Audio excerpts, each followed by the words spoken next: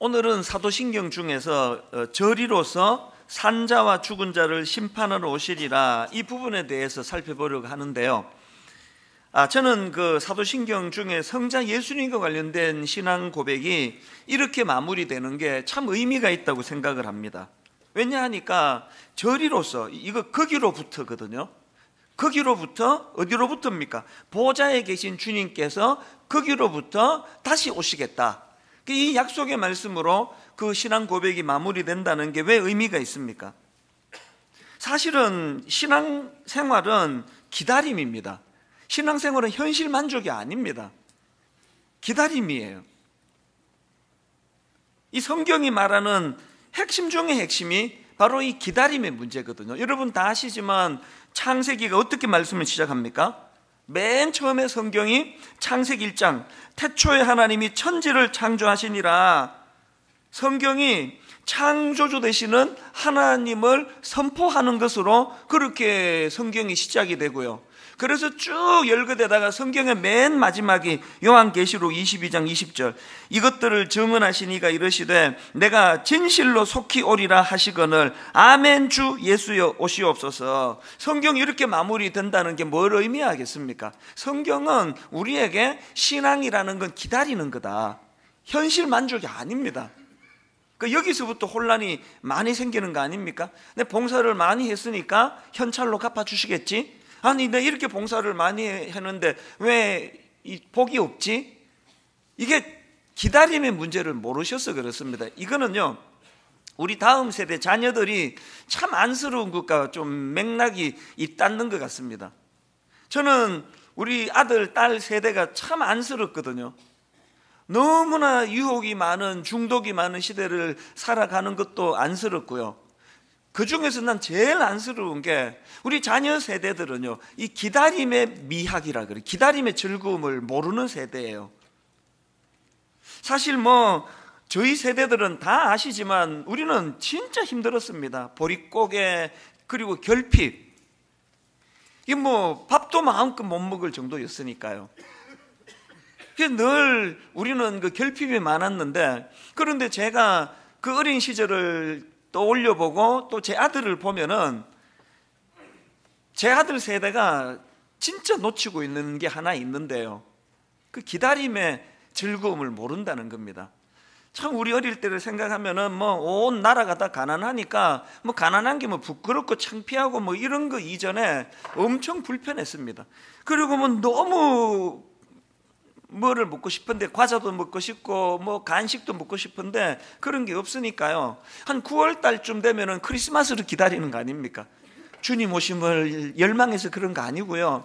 하여튼 크리스마스 되면은 새벽송도 돌고, 새벽송 돌면은 성도들 가정에서 이 과자를, 지금 생각하니까 그 불량품이 엄청 많았습니다.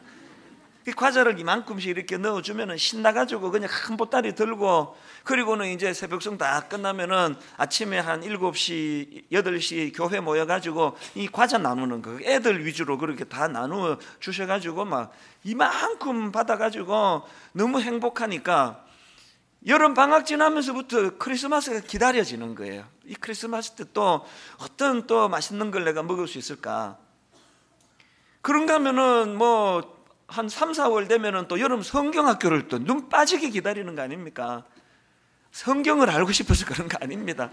여름 성경학교 하면은 교회에서 매일 간식도 주고 사탕도 주고 또 게임도 하고, 눈 감고는 이 수박 깨트리게 해가지고 깨트리면 이니 다 먹으라 그러고 이러니까 봄부터 기다리는 거예요. 빨리 성경학교가 왜 안 열리느냐고.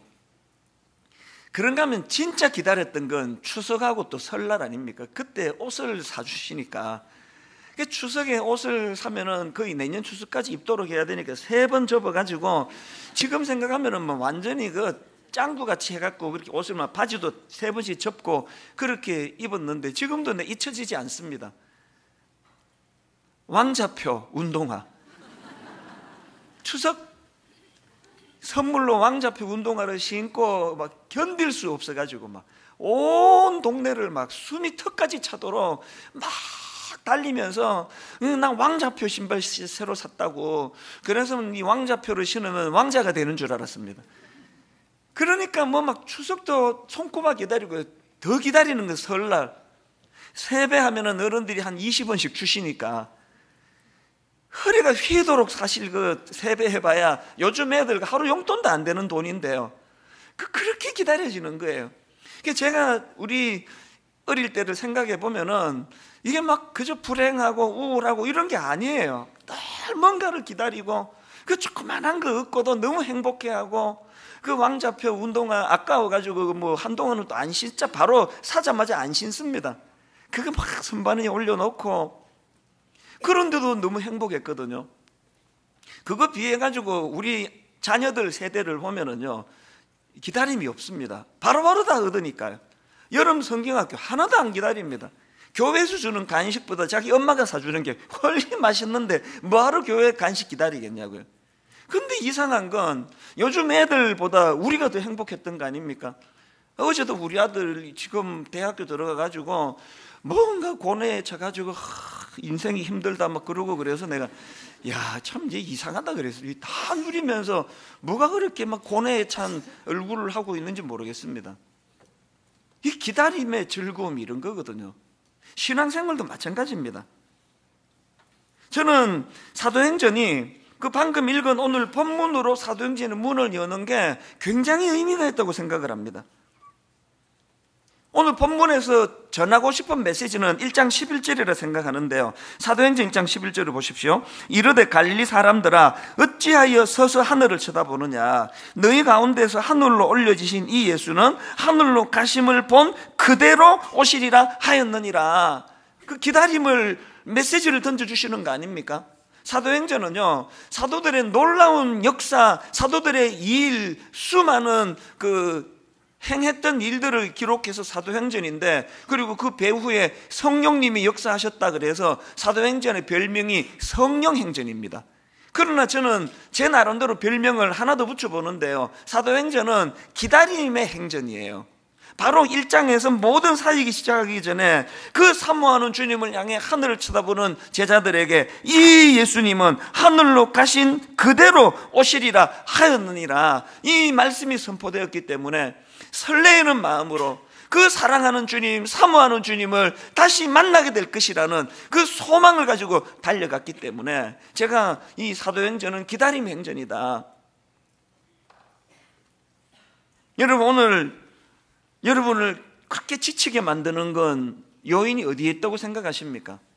뭔가 소망하는, 뭔가 기다리는, 뭔가 갈망하는 그 무엇이 없기 때문 아닙니까?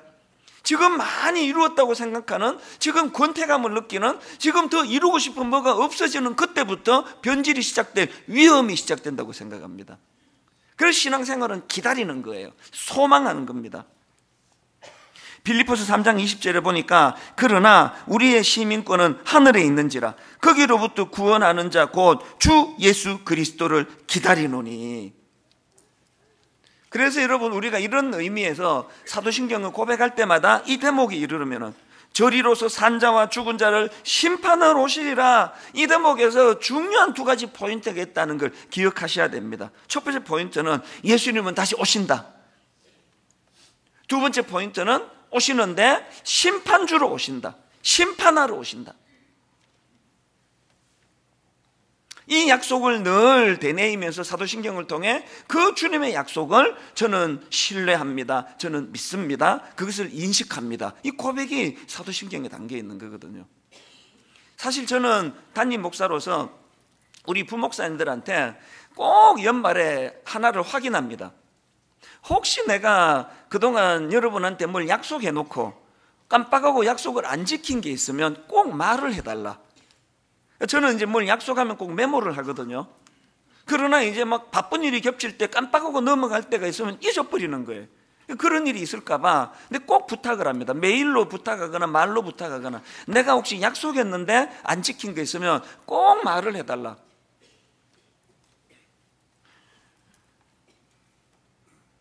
죄성을 가진 인간 지도자도요, 자기가 약속한 걸 지키려고 이렇게 애를 쓴다고 한다면 하물며 주님께서 더더군다나 뭐 이렇게 슬쩍 한 번 약속한 게 아니잖아요. 신앙생활은 이 약속을 믿고 붙잡고 그 약속을 신뢰하면서 기다리는 게 신앙생활입니다. 저는 오늘 이 말씀을 쭉 묵상을 하다가 그 구약의 그 롯의 사위들 생각이 불쑥 떠올랐는데요. 롯의 사위들에게 어떤 문제가 생겼느냐? 창세기 19장 14절을 보십시오. 롯이 나가서 그 딸들과 결혼할 사위들에게 말하여 이르기를 여호와께서 이 성을 멸하실 터이니 너희는 일어나 이곳에서 떠나라 하되 그의 사위들은 농담으로 여겼더라. 저는 이 한마디가요, 그의 사위들은 농담으로 여겼더라. 지금 장인 롯을 통하여 하나님께서 심각한 경고의 말씀을 주시는데 농담으로 여겼더라. 가볍게 받았다는 뜻 아닙니까? 오늘 여기 수많은 예수 믿는 사람들이 하나님의 말씀을 가볍게 받는 게 농담으로 여기는 거예요. 농담으로. 뭐 그런 일이 뭐. 지난 여름에 제 아내의 그 발병 소식이 딱 들려졌을 때 제 마음속에서 막 너무나 이게 막 청천벽력 같고 막 죽을 거고 그렇지가 않고요. 딱 한 생각이 스쳐 지나가는 거예요. 많은 암 걸린 환자들을 돌보고 섬기고 기도하는 또 그 소식을 늘 듣던 저다가 보니까 이 소식이 막 너무나 충격적으로 전해지지를 않고 딱 스치는 생각이 이거였습니다. 우리 집에도 이런 일이 있네? 딱 그 생각이었습니다. 나한테도 이런 일이 있네? 이게 여러분이 병이니까 뭐 그렇게 하고 넘어가지만 이게 여러분 인생의 마지막 날에 여러분이 지금 더 이상 돌이킬 수 없을 때 이런 깨달음이 있다고 한다면 어떡하시겠습니까? 나한테도 이런 일이 오네? 그래서 여러분, 우리가 사도신경을 고백할 때마다 바로 이 대목에서 예수님은 분명히 다시 오신다. 그리고 예수님은 오시는데 심판주로 오신다. 이 사실을 상기해야 되는데 그런 의미에서 저는 히브리서 9장 27절이요. 한 번 죽는 것은 사람에게 정해진 것이요. 그 후에는 심판이 있으리니 제가 목사가 돼서 참 좋은 게요. 장례식을 많이 간다는 거하고 결혼 주례를 많이 한다는 거예요. 그 장례식에 갈 때마다 어떨 때 번쩍번쩍 정신이 들어요. 한 번 죽는 것은 사람에게 정해진 일이라 하는데 그 말이 또 일어났네? 이게 참 사실이라는 걸 자각하게 해주시네. 결혼 주례할 때마다 부들부들 떨면서 사랑을 고백하는 신랑 신부를 보면서 나도 이렇게 고백했었는데 이 약속이 내가 지금 지켜지고 있나? 이렇게 점검하는데 너무 좋은 도구가 되는 거예요. 올 한 해 너무 바쁘게 너무 분주하게 사시느라 정말 중요한 근원적인 생각을 놓치고 계시다면 여러분 사도신경을 고백하실 때마다 이 대목에서 한 번 죽는 것은 사람에게 정해진 것이요 그 후에는 심판이 있으리니. 그런데 여러분 여기서 한 가지 꼭 짚고 넘어가야 될 게 있는데요, 이처럼 저리로서 산 자와 죽은 자를 심판을 오시리라 이 사실을 늘 인식하고 살아야 되는데 이걸 두려움으로 인식하는 것은 성경적이 아닙니다. 믿는 우리에게는. 하이델베르크 요리 문답에서는 바로 이 대목이요, 저리로서 산 자와 죽은 자를 심판을 오시리라 이 신앙 고백의 의미를 어떻게 의미 부여하는가를 보십시오. 하이델베르크 요리 문답 52문입니다. 질문이 이렇습니다. 그리스도께서 살아있는 자들과 죽은 자들을 심판하러 오실 것은 당신에게 어떠한 위로를 줍니까? 답이 이렇습니다. 내가 어떠한 슬픔과 핍박을 당하더라도 전에 나를 대신하여 하나님의 심판대 앞에 서시사 내게 임한 모든 저주를 제거하신 바로 그분이 심판자로서 하늘로부터 오시기를 머리 들어 기다립니다. 그 이승호 목사님의 특강 하이델베르크 요리 문답이라는 책에 보니까 이 부연 설명을 이렇게 하고 있습니다. 이 하이델베르크 52문은 이 세상에서 슬픔과 핍박을 당하는 사람들이 주님의 재림에서 위안을 받는다고 합니다. 슬픔은 억울함이라고 번역하는 것이 더 좋겠습니다.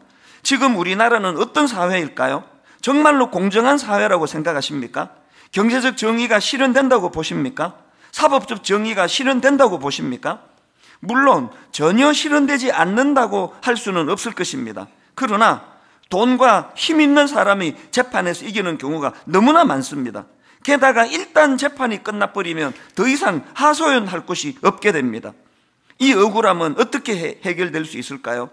오직 의로운 재판에 의해 회복될 때만 가능합니다.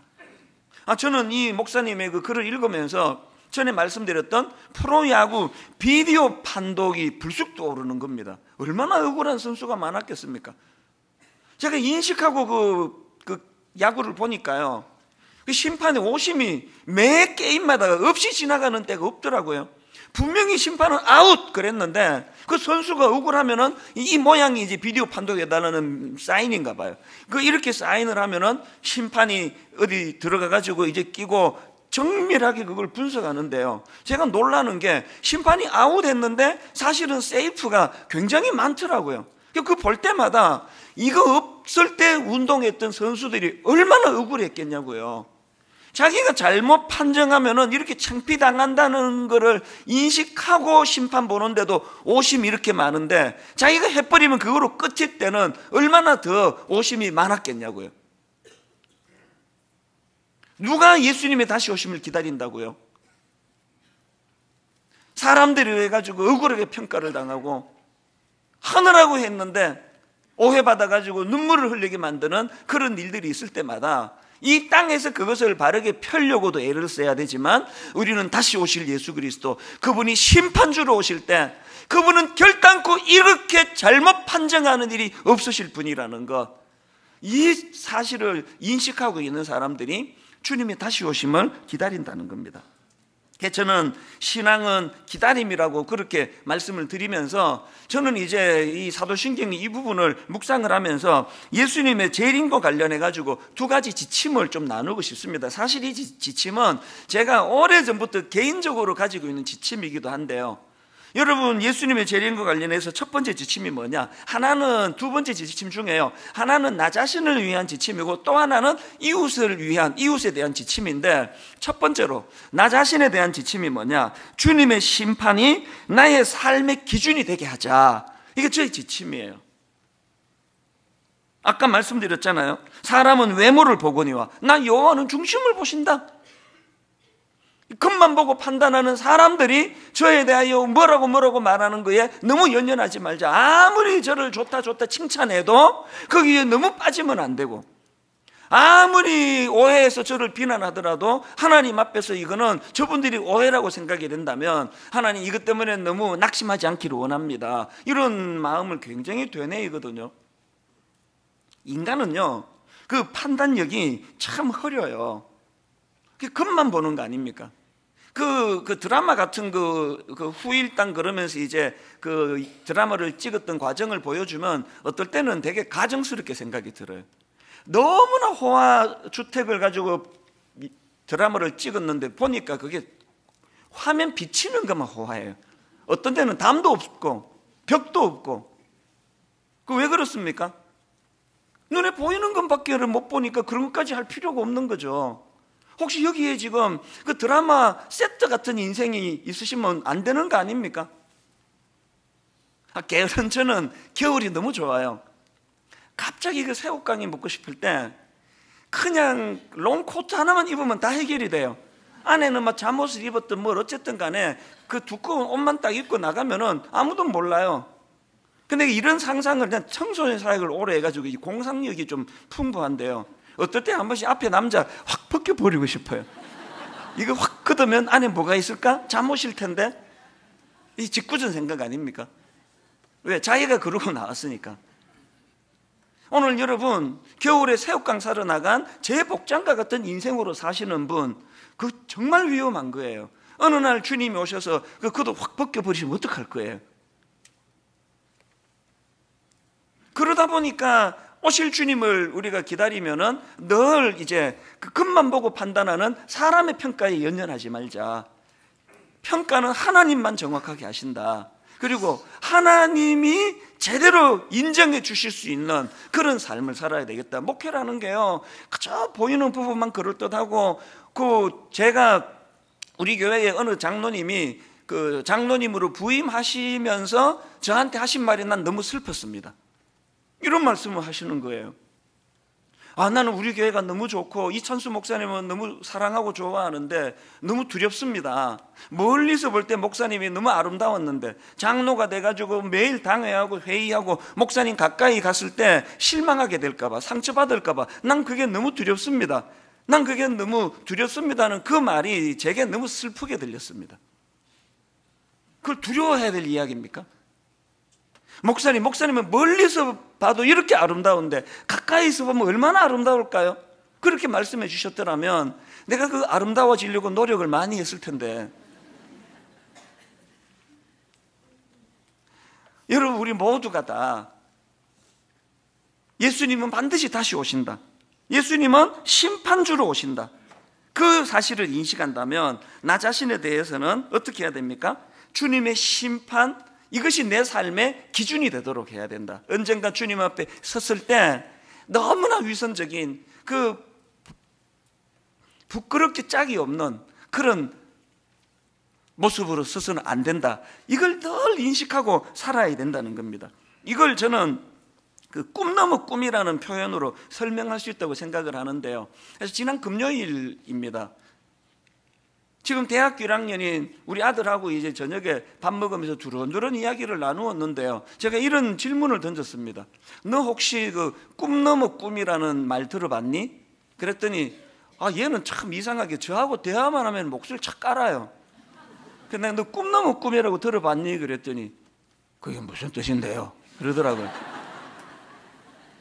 그 꿈 넘어 꿈이 뭐냐 하면은 네가 작년에 지금 수능 시험 보느라고 막 얼마나 애썼니? 대학 가고 싶어서 그 원하는 대학교 들어가는 꿈을 가지고 그렇게 애를 썼는데 그 합격증을 받는 그 순간이 꿈이 이루어진 순간이잖아. 그런데 있잖아, 원하는 대학에 들어가는 꿈이 이루어지는 그 순간에 바로 해야 되는 게 꿈 넘어 꿈이야. 이게 무슨 이야기입니까? 여기 학교 선생님들 계시잖아요. 이 교사 자격증, 교원 자격증 시험 이거 엄청 어렵다 그러더라고요. 그래서 중고등학교, 초등학교, 대학교 이 교사가 된다는 거, 교수가 된다는 건 어마어마하게 어려운 일이에요. 그래서 막 삼수, 사수까지 해가지고 교원 자격증을 얻었기 때문에 교사가 되신 거 아닙니까? 잘 들어보세요. 교사 되는 것만이 꿈인 분이 강단했으면 그 학생들이 불행해지는 거예요.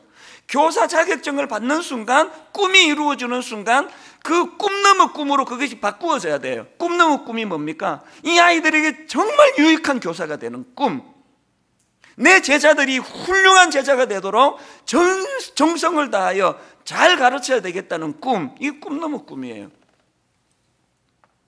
근데 우리 아들한테 그런 얘기했거든요.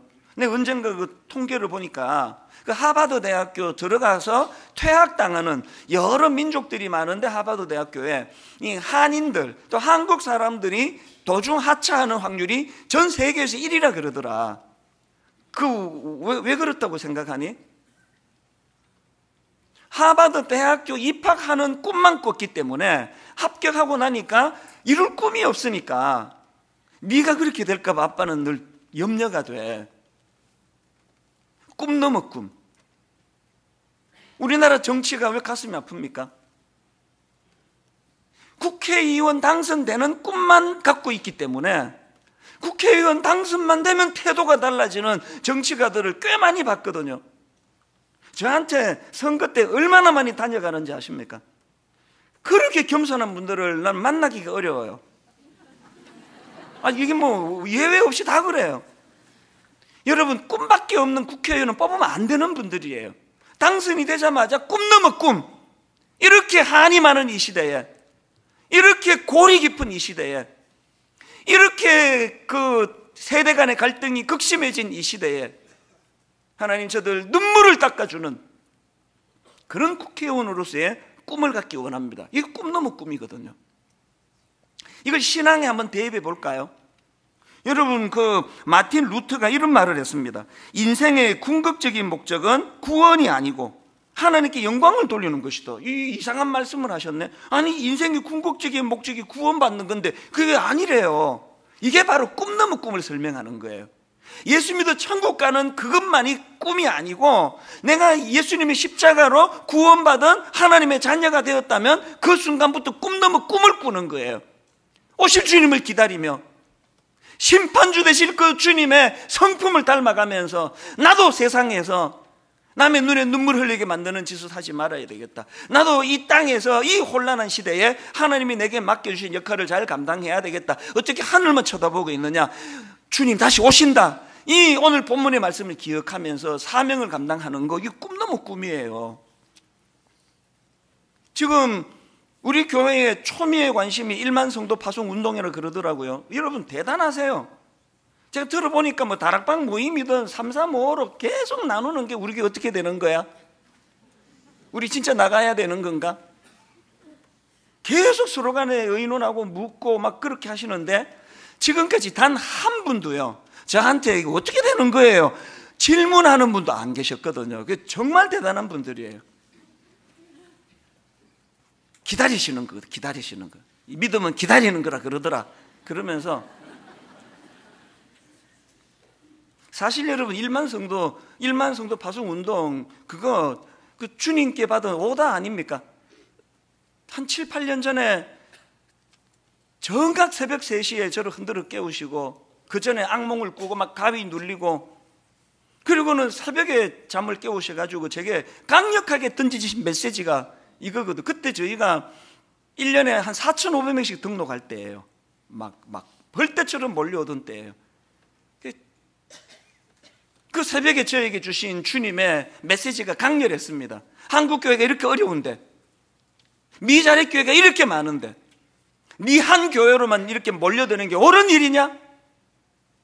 주님의 그 너무나 강렬한 말씀 앞에 내가 자다가 얼떨결에 그러면 주님 내가 오늘부터 10년에 걸쳐서 10,000명에서 15,000명을 파송하겠습니다. 여러분 우리 하나님은 전략가세요. 오후 3시에 그랬으면 절대로 내가 그런 말 안 했습니다. 나오다가도 삼키면서 뭐 오는데 어떡하겠습니까 주님. 그렇게 하고 내가 얼버무렸을 텐데 잠결에 내가 그래서 자다가 그냥 10,000명에서 15,000명 파송하겠다고 그렇게 하고 그 드림센터에 그때 입주한 지가 6개월밖에 안 되는데 내 마음에 늘 그때 마음에 짐이 있었거든요. 내 한 교회 좋자고 저런 큰 드림센터를 우리가 쓰는 게 이게 가책이 좀 느껴지고 그러던 차에 주님이 저를 건드셔가지고 이거 툭 튀어나온 거예요. 그냥 저거 우리 10년만 쓰고 이 사회를 위해 내놓겠습니다. 그리고 제정신 들고 나니까 막 진짜 죽을 것 같아요. 이게 뭐 내 돈 주고 산 것도 아닌데 누가 그걸 동의하겠냐고요. 눈물로 그렇게 우리 자식의 자녀의 자녀까지 은혜 받게 해달라 그러면서 그렇게 시작한 드림센터인데 담임 목사가 지 마음대로 10년만 쓰고 이거 뭐 누구 주겠다고 이런 식으로 공약을 해버렸으니까 그래서 이거를 공동의회를 거치는데 여러분은 정말 대단한 분이에요. 97%가 찬성해 주셨잖아요. 저는 새벽 3시에 하나님의 작전에 휘말려가지고 얼떨결에 했지만 여러분은 그 새벽 3시도 아닌데 무슨 생각으로 그 찬성해 주셨습니까? 그게 꿈 넘은 꿈이거든요. 내 한 교회 잘 되는 건 내 한 교회 키우는 게 꿈이라면 그건 타락한 교회예요. 교회가 하나님의 은혜를 주시면 그게 꿈 넘은 꿈으로 바뀌어야 되는 거 아닙니까? 근데 아무리 생각을 해도 공동의회까지 다 찬성해 주시고 막 거부해 주시면 쫓겨나고 끝날 텐데 다 막 찬성하고 그래서 그때부터 제가 지금까지 발 뻗고 잠을 자기가 어려운 거예요. 아무리 생각해도 이게 될 것 같지가 않은 거예요. 10,000명에서 15,000명은 무슨 수로 내보냅니까? 이게 뭐 창고에 들어있는 물건이라서 뭐 요거는 저 집에 요거는 이 집에 뭐 그러겠다지만 제가 뭐 성도들이 이게 뭐 물건도 아니고 지난 수년 동안을 너무나 마음고생하면서 기도하면서 대안을 찾고 그랬는데요. 우리 하나님은 여기 제가 뭐 어떻게 될지 뭐 어떻게 할지도 모르지만 중심은 딱 하나였습니다. 종은 주님께 한 약속은 지켜야 된다. 그 하나였습니다. 종은 주님께 한 약속 지켜야 된다. 그러면서 우리 장로님들하고 머리를 맞대고 또 전문가들을 만나 자문을 구하고 여기까지 왔는데 여러분 상상을 초월하는 대안을 주시는 거예요. 막 너무너무 가슴이 벅찬 겁니다. 이제 뭐 늦어도 내년 상반기에 모든 걸 다 이제 오픈할 수 있게 준비가 다 거의 다 돼 갑니다. 가평 우리 마을도 마찬가지예요. 그 연로하신 할머니 권사님이 그 자기 인생의 결정체, 눈물의 결정체, 땀과 수고의 결정체 42억 원을 그 통장을 갖고 와서 이거 장애인 또 유익한 데 좀 써달라고 갖고 오셨는데 그 소식을 듣고 또 다른 우리 여기 집사님이 그 소식을 들으시고 그럼 나는 땅을 2만 평 내놓겠다. 그래서 가평이 시작이 됐는데요. 지난 한 4, 5년 동안 이것 때문에 내가 막 진짜 힘들었습니다. 이거 뭐 준다고 넙죽 받아가지고 그냥 우리 교회 수양관처럼 지어갖고는 안 될 거 아닙니까? 나중에 보고 그 땅 기증하신 분이 나 이거 땅 기증한 거 후회가 된다고 이렇게 되면 어떻게 되겠냐고요. 그래서 너무너무 긴 시간을 이거를 하려니 이게 안 되고 이거를 하려니 저게 저촉이 되고 그런 시간을 가슴 졸이는 시간을 가졌는데 여러분 이제 가평 우리 마을 이거 완벽한 놀라운 계획이 만들어진 거예요. 수많은 분들이 머리를 맞대고 고민해가지고 이제 가평 우리 마을은 뭐 글쎄요 한 달 안으로 다 발표가 다 될 것 같아요. 다 다듬어져 갑니다. 에이, 지금 말해주지 이런 표정인데요. 조금만 다듬으시면 됩니다. 이 공적으로 이 선포하는 게 굉장히 이게 중요하기 때문에 저는 일만성도 파송 운동을 갖고 가슴 졸이고 가평 우리 마을을 가지고 너무나 긴 시간 고뇌하면서 시간을 보내면서 오늘에 얻은 게 있습니다. 저는 한국교회를 위해서 내가 쓰이는 줄 알았는데 아니에요. 하나님은 저에게 꿈 넘어 꿈을 주신 거예요. 내가 타락하지 않도록, 내가 변질되지 않도록, 여전히 꿈을 가지고 달려가도록. 그래서 그 강력한 수혜자가 바로 나 자신이라는 걸 알았습니다. 다시 말씀드립니다. 신앙은 기다림이에요. 신앙은 꿈 넘어 꿈을 가지고 달려가는 겁니다. 오늘 저와 여러분이 오실 주님을 대망하면서 꿈 넘어 꿈을 가지고 달려가는 믿음의 형제 자매님 되시기를 바랍니다. 그런가 하면 두 번째로, 첫째가 그 나 자신에 대해서는 그 주님의 심판이 내 삶의 기준이 되게 해달라는 그 꿈 넘어 꿈이 우리에게 필요한 지침이라면, 두 번째는 이웃에 대해 가지고 어설픈 심판자 되려고 하지 말라. 이게 저의 지침이에요. 여러분, 우리가 왜 타인들에 대하여 심판자 노릇하는 게 어설픈 일이에요? 우리는 말씀드렸잖아요. 사람은 외모를 보는 자들이니까요. 껍데기만 보니까요. 그래서 자기 포장도 잘하고 막 그렇게 그냥 외모를 얘기하는 게 아니라 그 정신적으로 영적으로 화장만 잘하는 사람을 좋게 볼 수밖에 없는 이런 우리이기 때문에, 이런 우둔한 우리가 어떤 기준으로 남을 함부로 비판하고 정죄하겠습니까? 아니, 그 외모밖에 못 보는 우리가 도대체 무슨 확신으로 그렇게 남에 대하여 확신을 가지고 말로 그 사람을 정죄하는지 난 도대체 알 수가 없습니다. 더군다나 여러분, 베드로전서 4장에 보면은요, 말세에 믿는 자들이 해야 될 두 가지 지침을 주시거든요. 이대로 지키고 있는지 한번 살펴보십시오. 베드로전서 4장 7절을 보십시오. 만물의 마지막이 가까웠으니, 이게 지금 말세를 얘기하는 거 아닙니까? 이게 오늘 딱 우리 시대 아닙니까? 만물의 마지막이 가까이 왔으니 그러므로 너희는 정신을 차리고 그 다음에 근신하여 기도하라. 정신 차리는 건 기도하는 거예요. 마지막 때 우리가 해야 되는 건 기도하는 게 기도하는 거. 이게 첫 번째 지침이고요. 그 다음 두 번째 지침을 보시겠습니까? 바로 그 다음 베드로전서 4장 8절입니다. 앞에서 그러므로 너희는 정신을 차리고 근신하여 기도하라. 그리고 8절에서 무엇보다도 뜨겁게 서로 사랑할지니, 무엇보다도 뜨겁게 서로 사랑할지니 사랑은 허다한 죄를 덮느니라. 말세의 두 번째 지침이 뜨겁게 서로 사랑하는 거래요. 어디까지? 상대방의 허물이 덮여질 때까지. 오늘 분당 우리 교회나 한국 교회가 치명적인 게 이거라고 생각을 해요. 기도도 안 할 분들은, 기도한다는 사람들도 서로 뜨겁게 정죄할지니가 아닙니다. 나 기도 많이 하는 사람이에요. 그러면서 정죄하잖아요. 나 기도하니까 성령님 이렇게 말씀하시던데요. 집사님 회개하세요. 그렇게 말하는 그 사람이 회개해야 되는 거예요. 여러분, 말세에 뜨겁게 사랑하라는 거예요. 뜨겁게 사랑하는데 상대방이 허물이 없는 사람을 사랑하는 게 아니라 명백히 문제가 있는 사람이에요. 문제가 있는 그 사람의 허물이 덮어질 때까지 사랑하라는 거예요. 이 말씀으로 오늘 한국교회를 조명해 보시면 가슴이 아플 뿐이에요.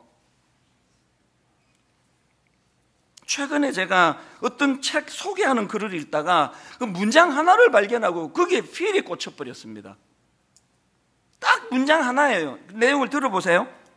심리학자 해리 할로는 그의 저서에서 사는 법을 배우기 전에 사랑하는 법을 배워야 한다라고 말했다. 사는 법을 배우기 전에 사랑하는 법을 배워야 한다라고 말했다. 사는 법을 배우기 전에 사랑하는 법을 배워야 한다고 말했다. 여러분, 여기 교회 중직자가 되기 전에 사랑하는 법을 먼저 배우시기를 바랍니다. 신학교 가기 전에 사랑하는 법을 먼저 배워야 강단에서 사랑의 선포가 이루어지는 거예요. 사랑하는 법을 배우지 못한 사람이 강단에서 떠들어대면 그 강단이 울분과 저주의, 제가 그런 케이스에 해당되지 않을까 늘 두려운 거예요. 결혼하기 전에 사랑하는 법부터 배우세요. 사랑하는 법을 배우지 않고 결혼한 남자를 만나면 그 아내는 죽을 고생을 하는 거 아닙니까? 사랑하는 법이 뭔지 모르고 결혼한 아내를 만나면 남편들은 그 위축됨 이유를 말로 다 못하는 거 아닙니까? 아들 낳기 전에 사랑하는 법을 배우세요. 맨날 너 아빠가 너 사랑해서 하는 말인데 그렇게 이야기하지만 그 아빠가 사랑하는 법을 배우지 못하고 사랑을 전하면은 그 아이에게 너무나 큰 상처가 되는 걸 다 아실 거예요. 여러분, 말세가 되면 기도하고 또 그 상대방의 허물이 덮여질 때까지 서로 사랑하라는 이 지침이 이루어지고 있습니까?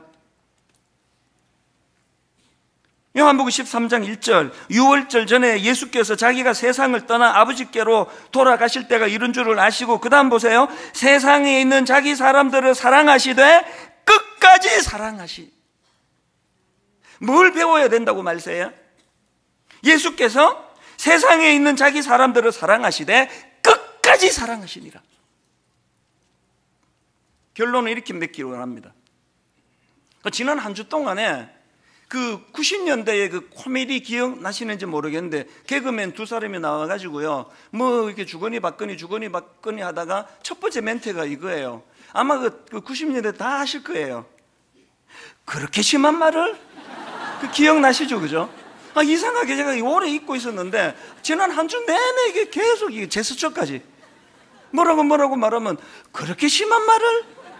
그리고 그 옆에 코미디언이 이제 뭐 왜 그렇게 한지에 대해서 뭐라고 설명해 주면은 그 다음 말 다 아시죠?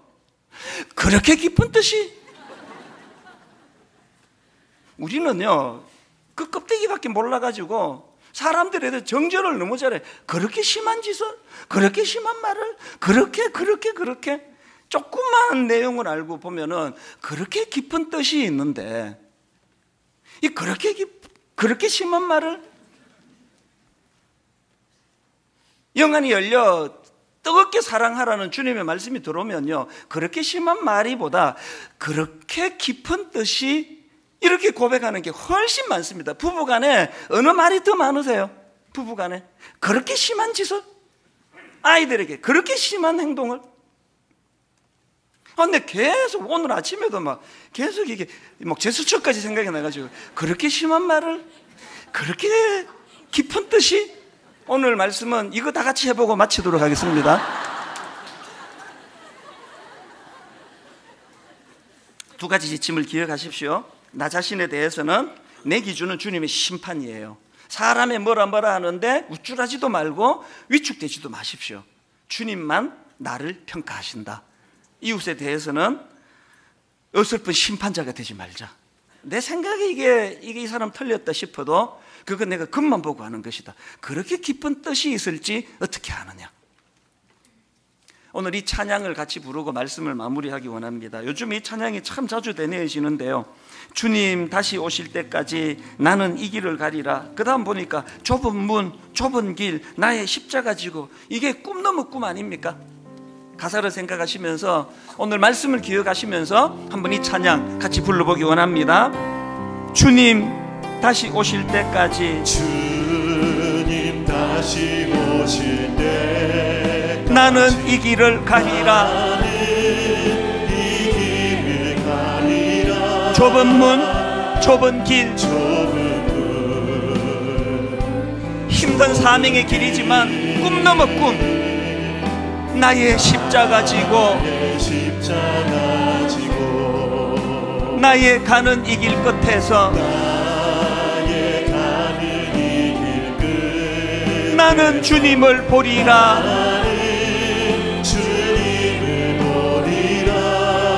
영광의 내 주님,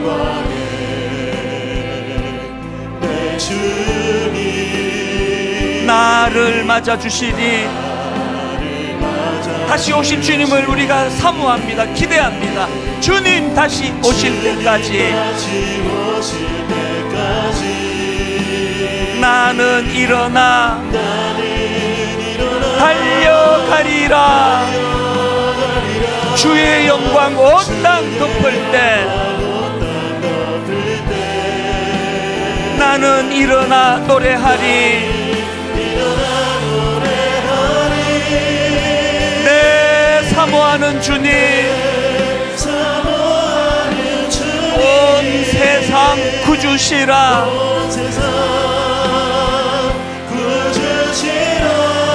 내 사모하는 주님,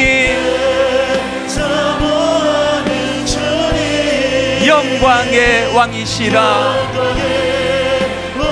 우리 다시 한번 가사를 기억하시면서 주님 다시 오실 때까지 이렇게 선포하십시오. 나는 이 길을 가리라. 꿈 넘어 꿈을 가지고 좁은 문, 좁은 길, 나의 십자가 지고 나의 가는 이 길 끝에서 나는 주님을 보리라. 영광의 내 주님,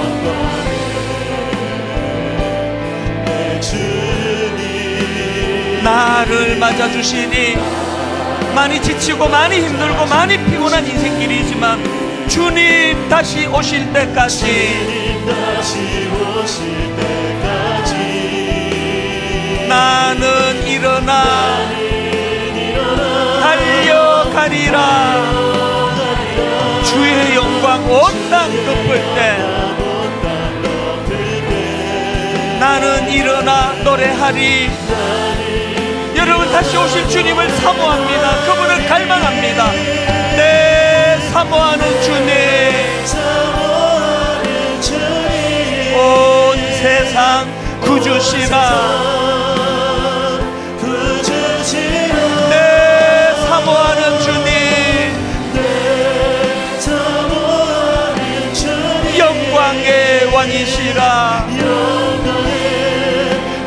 우리 다 자리에서 일어나셔서 후렴부터 다시 한번 고백합니다. 주님 다시 오실 때까지 나는 일어나 달려가리라. 주의 영광 온 땅 덮을 때 나는 일어나 노래하리. 내 사모하는 주님, 온 세상 구주시라. 내 사모하는 주님, 영광의 왕이시라. 영광의 왕이시라.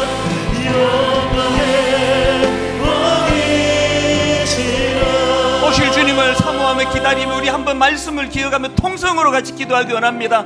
아버지, 남은 생에 꿈 넘어 꿈을 가지고 달려가기 원합니다. 같이 기도하시겠습니다. 살아계신 하나님 아버지, 오늘도 저희들을 온갖 각지에서 이곳으로 불러모아 주시고 하나님 아버지, 다시 오실 주님에 대한 소망을 한 번 더 확인시켜 주시고 오실 주님은 바로 심판주로 오신다는 사실을 자각시켜 주시니 감사합니다. 하나님, 사람들의 평가가 내 기준이 되지 않기를 원합니다.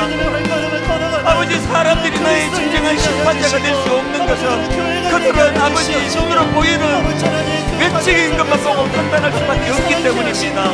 하나님, 중심을 보시는 주님이 심판주로 오실 때에 그분 앞에 설치에 분노하지 않는 종이 되기를 원합니다.